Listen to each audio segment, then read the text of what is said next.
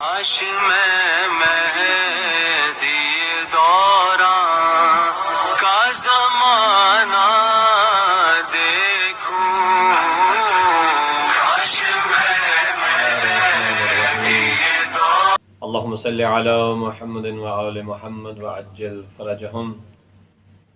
السلام علیکم ورحمۃ اللہ وبرکاتہ۔ یا علی مدد علیہ الصلوۃ والسلام۔ سامعین محترم، ناظرین کرام، ماہ مبارک رمضان کے 14 کا دن ختم ہونے کو ہے اور شب مبارک ولادت با سعادت سرکار امام حسن مجتبیٰ کا آغاز ہونے کو ہے۔ ماہ مبارک رمضان کی شب 15 کے کچھ اعمال ہیں جو آپ سامعین اور ناظرین کی خدمت میں حسب سابق کی طرح پیش کرنا ضروری سمجھتا ہوں، کیونکہ یہ ایام بیز کے اعتبار سے چل رہے ہیں، للہائے روشن چل رہی ہیں۔ جس طرح آپ نے 13 14 کے اعمال کیے، دعائے مجیر کا عمل کیا، 15 کے دن میں بھی دعائے مجیر پڑھنی ہے، شب کو بھی دعائے مجیر پڑھنی ہے، لیکن اس کے ساتھ ساتھ 15 کی رات کے چند مخصوص اعمال ہیں جو آپ کی خدمت میں پیش کر رہا ہوں۔ سب سے پہلے تو تمام سننے والوں کو ولادت با سعادت سرکار مولا امام حسن مجتبیٰ علیہ الصلوۃ والسلام بہت بہت مبارک ہو۔ پروردگار اس عظیم دن سے ہمیں خاص برکت رحمتیں حاصل کرنے کی توفیق عنایت فرمائے۔ 15 کی رات کا پہلا عمل غسل کرنا ہے۔ جب انسان 15 کی رات میں داخل ہو تو وہ غسل کرے کہ 15 ماہ مبارک رمضان کی رات کا غسل کرتا ہوں یا کرتی ہوں قربتاً الی اللہ تعالی۔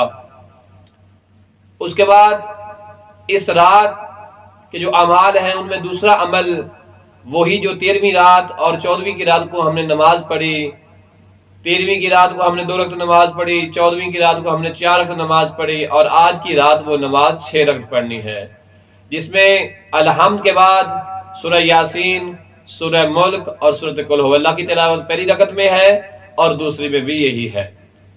یہ آج کی رات میں چونکہ 6 رکعتیں ہو گئی ہیں تو انشاءاللہ تعالی جو مومنین اس سے استفادہ کر رہے ہیں یقیناً وہ محظوظ ہو رہے ہوں گے اور اس نماز کا ایک عظیم ثواب ہے۔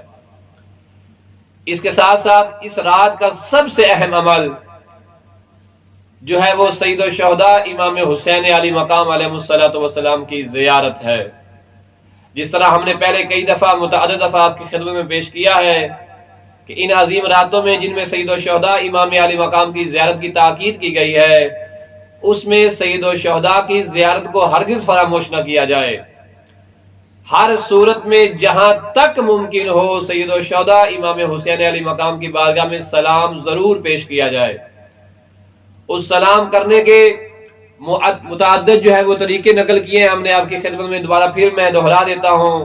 زیارت عاشور پڑھ سکے تو زیارت عاشور پڑھیں، زیارت وارثہ پڑھیں، مفاتیح الجنان میں جو زیارت موجود ہے وہ پڑھیں۔ اگر کچھ بھی نہیں آپ کے پاس یا آپ کی قدرت نہیں ہے، تھکن ہے اور کوئی مسئلہ ہے، وقت نہیں ہے، تو کم از کم مکان کی چھت پر گھر کے صحن میں جا کر قبلہ رخ ہو کر یا کربلا کی طرف رخ کر کے اتنا ضرور کہا جائے کہ السلام علیکہ یا ابا عبداللہ، السلام علیکہ ورحمۃ اللہ وبرکاتہ۔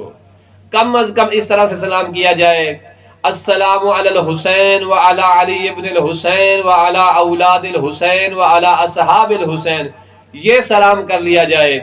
السلام علیکہ یا ابن رسول اللہ، السلام علیکہ یا ابن امیر المومنین، السلام علیکہ یا ابن فاطمہ الزہرا، اس طرح سے سلام کر لیا جائے۔ یہ مختصر میں نے بتایا کہ کم از کم اتنا ضرور کہیں کہ السلام علیکہ یا ابا عبداللہ الحسین علیہ السلام، السلام علیکم ورحمۃ اللہ۔